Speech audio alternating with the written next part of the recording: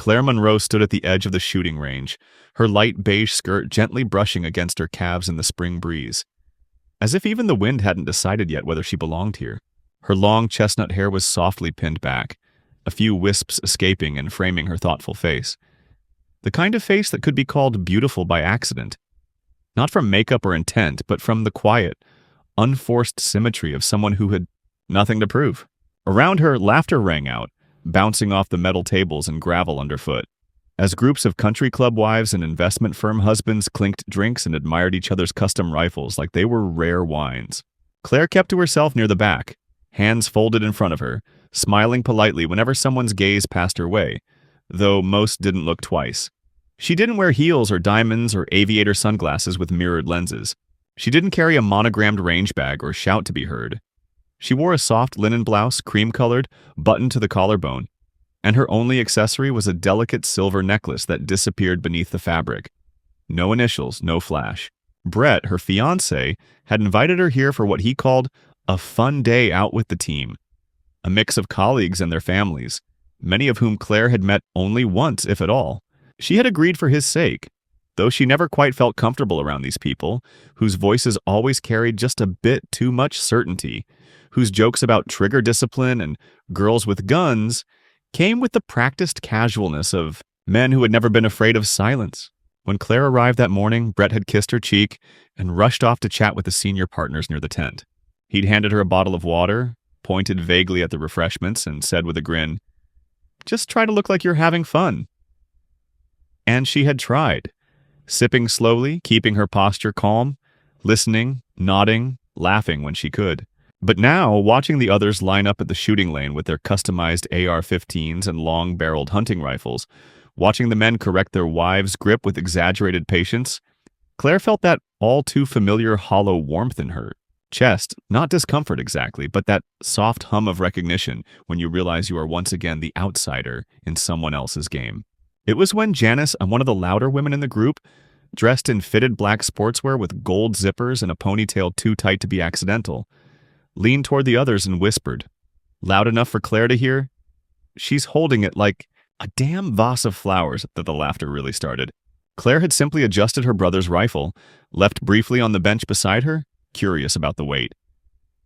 Her fingers had barely grazed the metal when they all noticed, and in that moment, surrounded by the sound of casual cruelty, she quietly set the rifle back down and returned to the edge of the gravel, her face unreadable, as if nothing had happened at all. It wasn't long before the mood shifted. The group had begun preparing for the friendly tournament portion of the afternoon, where each attendee was to take a turn at the firing line and shoot a round of 10 at stationary paper targets. It was meant to be lighthearted competition. No official scores, just pride and bragging rights among people already quite skilled at maintaining appearances. Brett was somewhere near the front, chatting with a senior partner about property taxes in Florida, while Claire sat on a bench near the gravel path, absent-mindedly watching a butterfly land on a patch of wild clover beyond the firing berm. She had done her best to stay invisible, blending into the landscape like a warm-colored stone. Silent, still, unbothered. But when the organizer, a wide-shouldered man named Mason with aviator glasses and a voice like gravel, called out her name, her stillness became the very thing that made her visible. "Claire Monroe?" he called, scanning the group with clipboard in hand, clearly unsure whether he had misread the registration list. Someone nudged Janice, who turned with a mock gasp, raising a hand in the air like she was presenting a contestant on a game show. "Oh yes, our girl's up," she called out with theatrical cheer, and a ripple of amused whispers passed through the others. Claire looked up slowly, blinking once not out of confusion but from the fatigue of anticipation. She knew what was about to happen. Not the specifics, but the familiar social pattern. It was always the same when people made the mistake of assuming politeness meant passivity. She stood and walked toward the range, not quickly, not slowly, with the unbothered rhythm of someone who had long since grown comfortable inside her own silence. Mason smiled with what looked like genuine encouragement, though his voice carried a performative edge. "Don't worry, Miss Monroe. First-timers get a second shot if they miss the paper entirely." He chuckled at his own joke. Someone behind her added, "Try not to shoot the grass, sweetheart." And then came the familiar laughter again, not cruel, but dismissive. The kind of laughter that wears a mask of good-natured fun, but stings all the same. Claire offered a faint smile, the kind that people mistake for agreement. She said nothing. The weapon offered was a competition-grade semi-automatic rifle mounted with a high-end scope. Claire approached it with the same quiet care she'd given the butterfly earlier. She didn't ask for instruction. She didn't fumble or panic, but she didn't look like someone confident either. She looked hesitant, like she was somewhere between wanting to participate and wishing she were anywhere else. As she stepped up to the line, Mason stood a little taller, clearly ready to assist, and behind her, Janice's voice drifted forward. God bless her heart. I think she's actually going to try. A few chuckles, some eye rolls, even a whistle. Brett hadn't looked up from his conversation. Claire picked up the rifle, and for a long moment, she didn't move. Her hands adjusted the stock lightly. She tilted the scope, adjusted the cheek rest, and then stopped. The silence stretched just long enough to become awkward. Someone muttered, "She doesn't even know where to put her shoulder." A camera clicked somewhere to her right, and then Mason stepped in, reaching toward the rifle.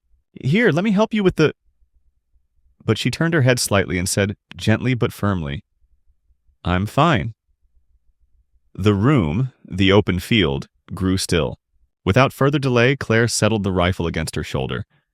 Not the way Mason would have shown her, not the way the club taught its members to shoot, but her own way. Her left elbow tucked in tightly, her right hand settled calmly near the trigger. Her breathing slowed.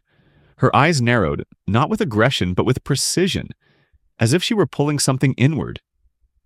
Mason took a step back. Then, with the same slow certainty she had walked to the line, Claire squeezed the trigger.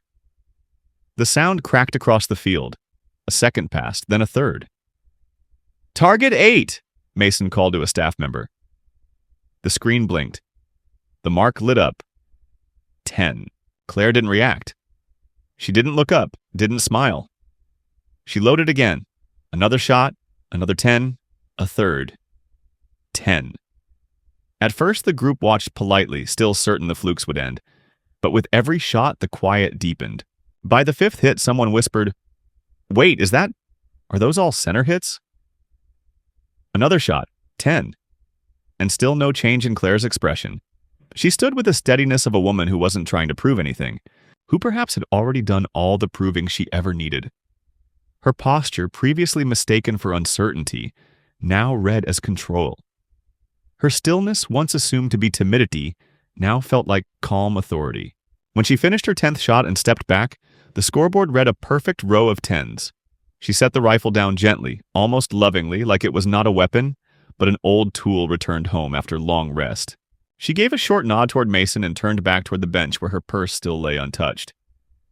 Janice didn't laugh. No one did. Claire passed Brett on the way back.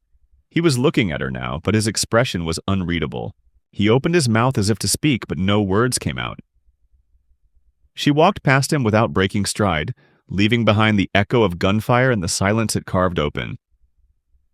For a while, no one said anything. The crowd around the firing line, so lively and talkative just moments before, had grown oddly hushed, as though the air itself had shifted into a quieter register. Claire had returned to her seat at the edge of the lawn, the hem of her skirt fluttering against her ankles as she crossed one leg over the other with quiet, mechanical grace. She didn't look around. She didn't search for eyes or reactions. She reached for her bottle of water, unscrewed the cap with steady fingers, and took a slow sip, like nothing had happened, like the air hadn't just cracked open with tension. Mason, clipboard still in hand, cleared his throat once, then again, and finally called the next name with an edge of hesitation he hadn't had before. The lineup continued, though the tone had shifted. Jokes were shorter now, more self-conscious, and the volume of laughter had dropped to a nervous murmur. Brett hadn't moved. His arms were crossed, jaw slightly clenched, as though trying to calculate something he couldn't quite solve. Behind him, Janice stood with her lips slightly parted, her manicured fingers brushing along the edge of her phone as if considering whether to type anything at all. For a woman so fluent in commentary, she had gone suddenly silent, her eyes drifting between Claire and the scoreboard with something unspoken caught in her throat. A few minutes later, someone else scored an 8, then a 6. Mason offered an encouraging, "Nice shot." But the enthusiasm didn't quite land. Even those who didn't know a thing about rifles could feel it. What Claire had done wasn't just good, It was otherworldly in its precision, unnerving in its silence. It wasn't just the score. It was the way she had held the weapon, how she had moved with it, not in dominance, not even in expertise, but with something else entirely. Intimacy, familiarity, like someone who didn't view the rifle as a novelty or a prop, but as an extension of her breath, her spine, her thought. And yet she hadn't bragged, hadn't explained, hadn't even looked satisfied. And that, more than the shots, had started to stir discomfort in the others. Later, at the beverage table, two men from the finance group stood whispering with paper cups of soda in hand, watching her from across the lawn. One said, "Did you see how she was breathing before every shot? Like she was in a trance." The other nodded. That wasn't training, that was muscle memory. That girl's done this before. A lot. Overhearing them, an older woman, not a regular in this crowd, turned and added softly, "Or she's just someone who had to learn the hard way." Her voice held a quiet kind of knowledge, the kind that didn't seek attention but left a mark. Meanwhile, Claire remained apart, unmoved by the subtle glances sent her way. She had taken off her necklace and wrapped it loosely around her fingers, not in fidgeting, but in thought. From time to time she would glance out beyond the target zone, toward the tree line in the distance, where the land dipped into shadow. She didn't smile, didn't scowl. Her face was peaceful, the peace of someone who had walked through long corridors of memory and come out the other side alone.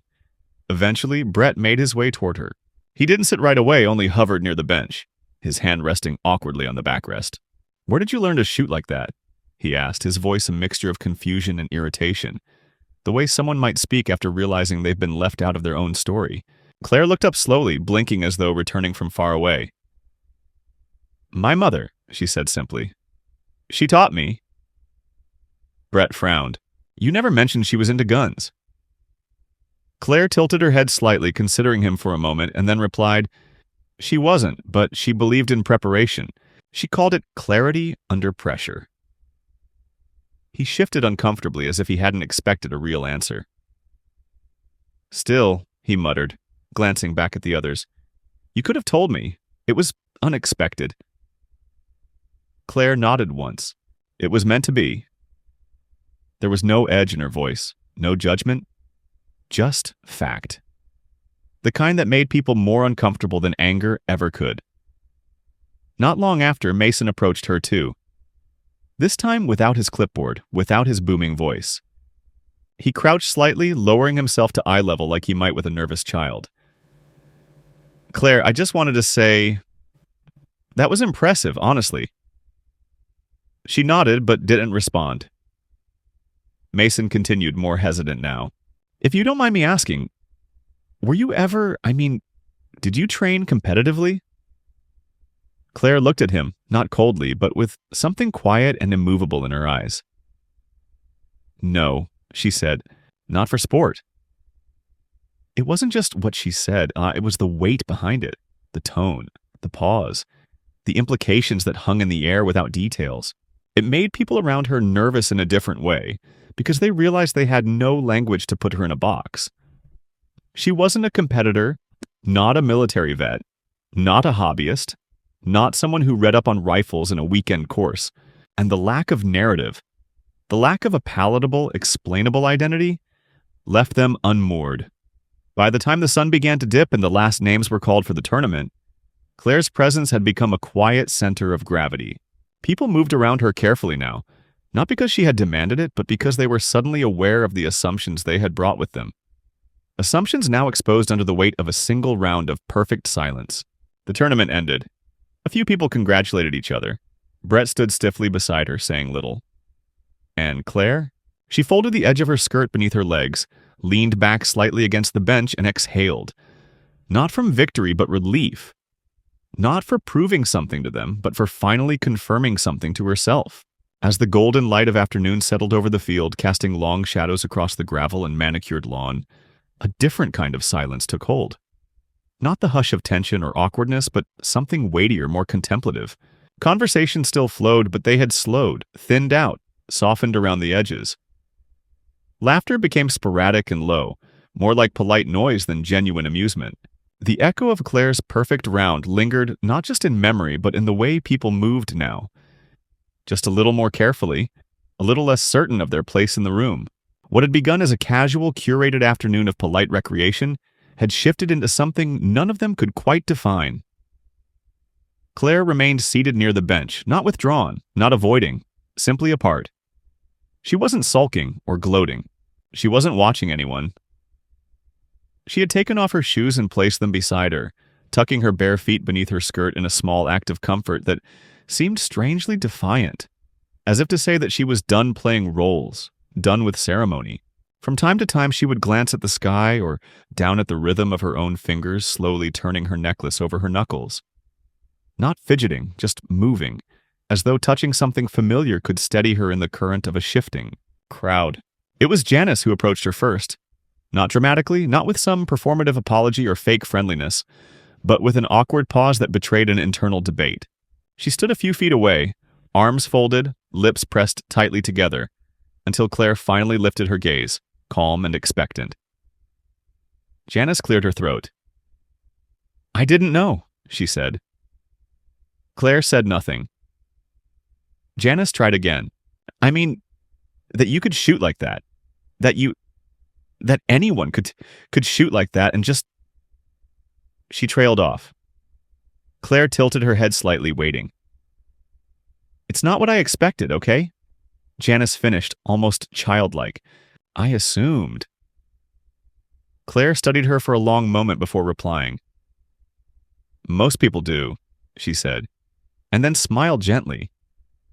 Not with forgiveness, not with condescension, but with a softness that unsettled more than scolding ever could. Janice opened her mouth as if to respond, then stopped, nodded slightly, and walked away. Not humiliated, not chastened, but thoughtful. Changed perhaps in ways she hadn't yet named. Nearby, Mason and a few of the organizers were discussing awards, debating whether they should include a prize for accuracy, whether that might highlight or embarrass. Claire could hear snippets of the conversation. "We didn't expect anyone to go full marks. And do you think she's a professional? And should we ask if she wants to demonstrate?" One of the junior staff suggested inviting her to give a short speech about focus or mindset. Another proposed adding her to the monthly newsletter as an inspiring guest. But no one approached her with those ideas, not yet. There was a nervousness now, a hesitation. The way one might approach a stranger who had spoken fluent poetry in a room of arithmetic. Brett, still silent since her round, finally sat down beside her. His presence was heavy, not hostile, but restless. The way a man might sit beside a fire he didn't light. He didn't look at her at first, just leaned forward with his elbows on his knees, staring at his own hands. "I'm not mad," he said finally. Claire turned her head slightly. "Okay." He sighed. I feel like I don't know who you are. I've known you for 2 years, Claire. You cook with lavender and collect pressed flowers, and you don't even like violent movies. Then today you pick up that thing like it's part of you." She waited a moment, then replied, "It was. For a long time. Then it wasn't. Now I'm not sure." Brett looked at her then, really looked. "Why didn't you tell me?" he asked. "Because it wasn't relevant," she said. "And because most people change how they look at you once they know what you've done or what you can do. You start to feel like a memory instead of a person. I liked being just Claire with you." Her voice was calm, clear, without sadness, but it held a weight he hadn't expected. "I wasn't hiding. I was just trying to live forward, not backward." He didn't respond for a while. Eventually he nodded, not in agreement, but in recognition of something larger than his comfort. "You scared me a little," he admitted. "Not because of what you did, because of how much I didn't see it coming."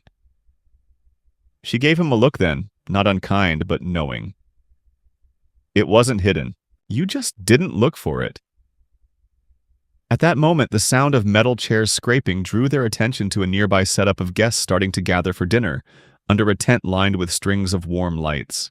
People were already filling seats, paper plates in hand, drinks poured. Someone stood and announced winners from a cornhole tournament, and applause scattered across the field like leaves. The atmosphere had begun to resume its former levity, But underneath the cheer, there was a new texture, a kind of quiet self-awareness, the subtle discomfort of people who had witnessed something that made them reconsider not just one woman, but the framework by which they had come to interpret everyone else. Claire didn't move. She stayed on the bench with Brett beside her, the two of them watching people filter toward the buffet line and picnic tables. Her eyes lingered on a young woman helping an older man open a soda bottle, on a little boy dragging a stick through the gravel, on Janice adjusting the collar of her jacket while sneaking a glance in Claire's direction.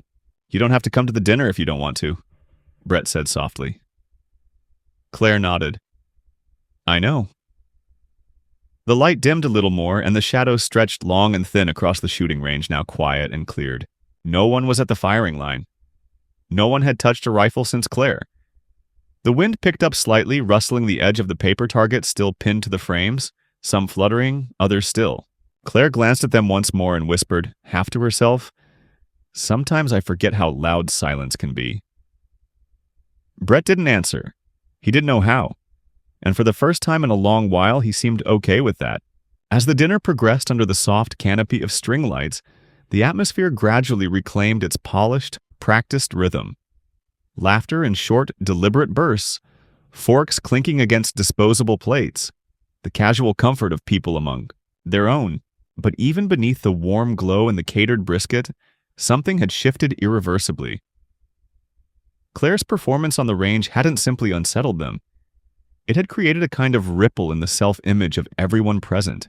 These were people used to knowing their place in every room, used to recognizing hierarchy in gestures, tones, clothing, last names. And yet this woman, beautiful in a quiet, unfussy way, elegant without adornment, seated now barefoot on a bench at the edge of their gathering, had disrupted that unspoken order with 10 silent, precise shots, and the refusal to explain any of them. Eventually, the man who had scored the second highest in the shooting round, Leonard Faulkner, a real estate developer known as much for his bravado as his bloated portfolio, rose from his table with a casual swagger and made his way toward the firing line again.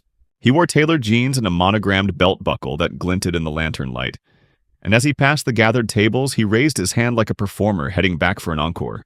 "Thought I'd give it another go," he announced, loud enough for everyone to hear, "just to see if I've still got it." There was a smattering of applause, though it felt more like curiosity than support. Leonard had been uncharacteristically quiet during dinner, his earlier jokes noticeably absent, and it was clear that something about Claire's performance had scratched at his pride. This now was not just a display, it was a challenge. He loaded a fresh clip, adjusted the scope with exaggerated confidence, and stepped into position. A few of the men, mostly those who had spent the afternoon avoiding the range, stood behind him in a loose semicircle, drinks in hand, performing interest. Brett remained seated next to Claire, his hands clasped, watching the field with narrowed eyes. Claire herself didn't react. She didn't look toward Leonard. She didn't speak. But her stillness had weight. Leonard fired the first round, a 7. The second, 9. Third, 8.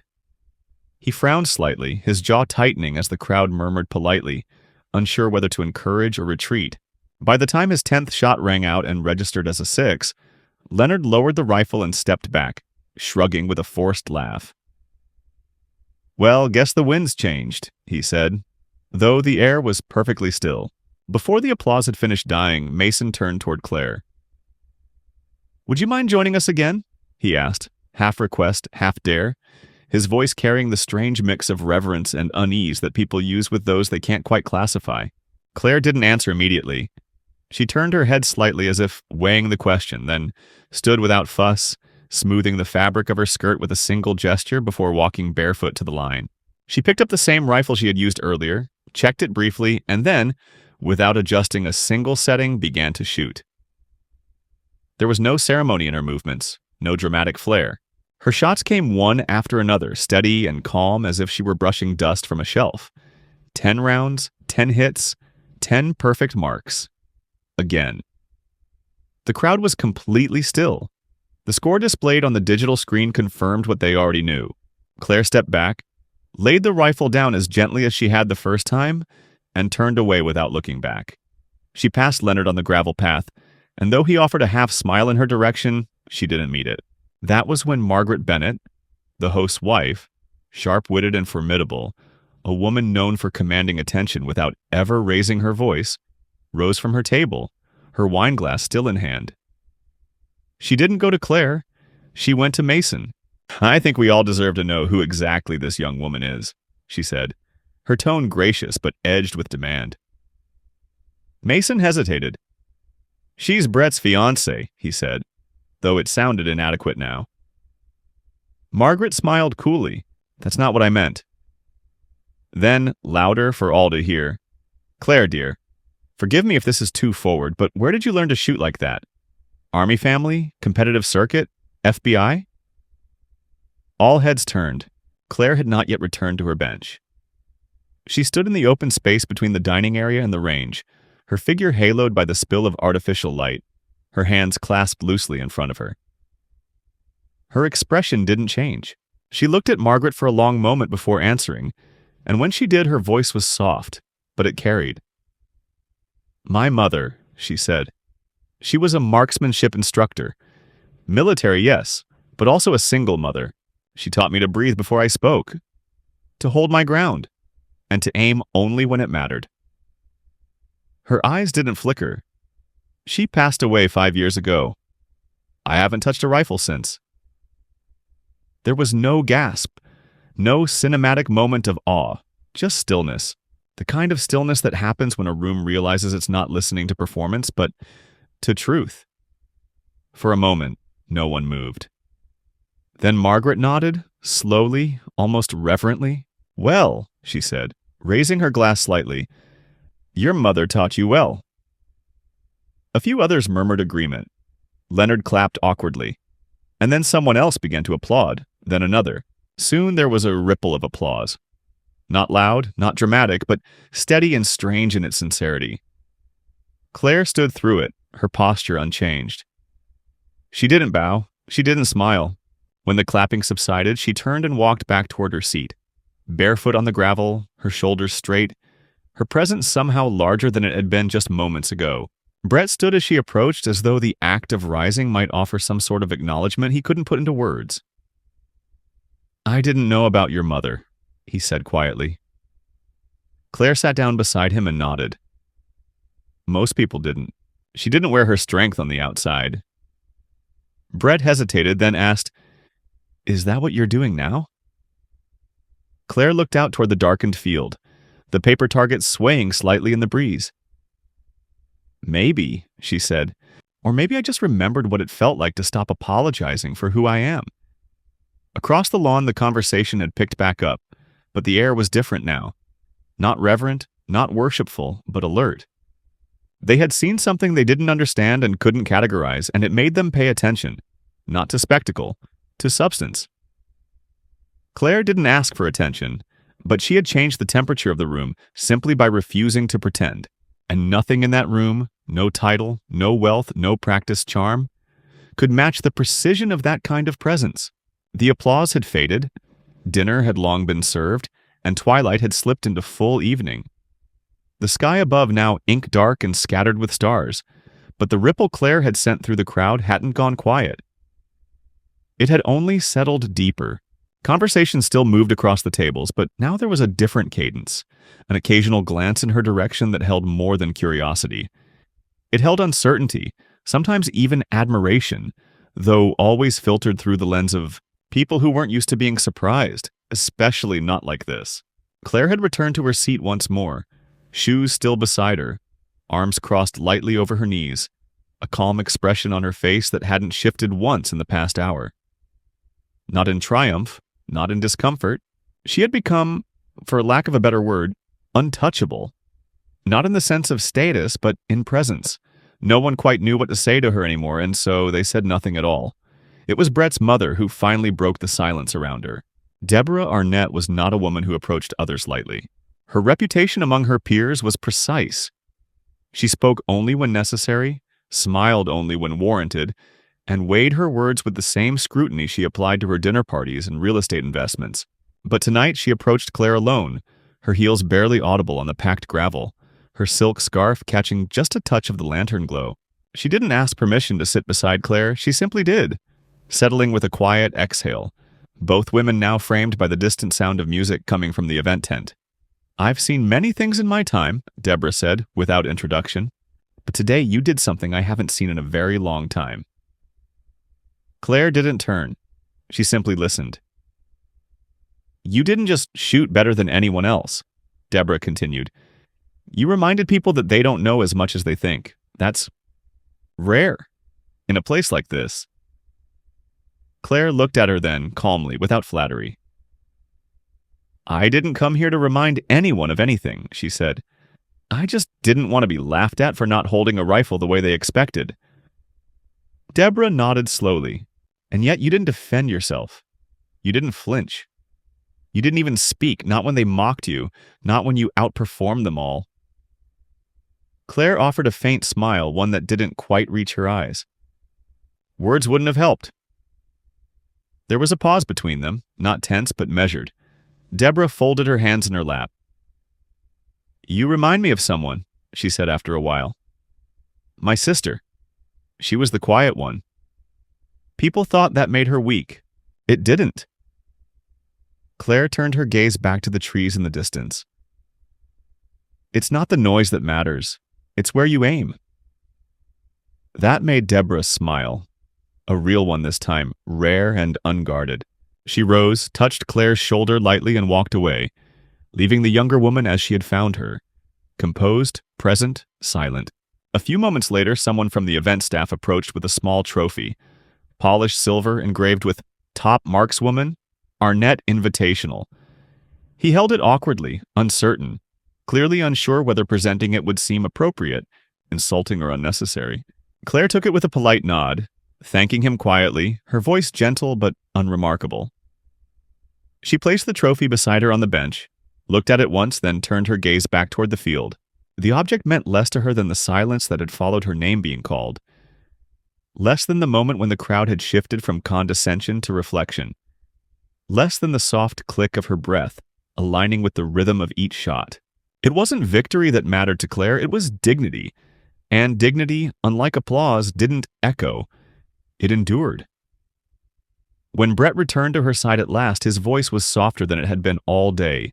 "They've asked me 3 times if you've competed," he said. "And twice if I even knew you could shoot." Claire arched a brow, amused. "What did you say?" He hesitated. "That I was lucky." For the first time that evening, Claire laughed. Not loudly, not derisively, but with a warmth that released something in the air around them. "You are," she said simply. "Not because I can shoot, but because I still like you." He smiled, but it was humbled now, aware of the imbalance he hadn't noticed before. He reached for her hand and she let him take it. Not as a prize, not as a performance, but as a choice. And that, more than any perfect shot or silver trophy, was the moment that left the deepest mark. The realization among everyone watching, whether from afar or up close, that Claire Monroe had never asked to be extraordinary. She simply had refused to be small. The event was winding down. The tent lights flickered softly as the last few guests lingered over half-empty wine glasses. Voices now low, fatigued from hours of smiling and self-presentation. The shooting range, once the heart of the gathering, now lay in shadow, abandoned and silent, its paper target swaying gently in the breeze, perforated and forgotten. Claire remained on the bench, the silver trophy still beside her, untouched since it had been placed there. She sat with one leg tucked under the other, shoulders relaxed, gaze distant, as if already far from this place, even though her body hadn't moved. Around her, the ambient noise of polite departure filled the air.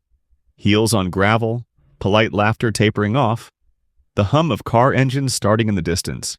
But she stayed seated, unmoved, as though nothing that had happened required a final gesture. Brett came over at last, a jacket now slung over his shoulder, his steps less stiff than they'd been earlier. He didn't speak right away. Instead, he looked down at her, then at the trophy, then back at her hands, which rested calmly in her lap. "You ready?" he asked. She nodded once, but didn't rise. "Just a minute," she said, not apologetically, not as an excuse. Brett didn't push. He sat beside her again, the two of them side by side in silence. And for the first time that day, there was no discomfort in the quiet. He didn't need to say anything, and she didn't offer anything further. They were simply present, no longer adjusting themselves to fit into the noise of other people's assumptions. From across the field, a few of the wives stood together, still dressed in their sleek, carefully chosen outfits, but their postures had changed. One of them, Janice, watched Claire for a moment, then looked away quickly, her expression unreadable.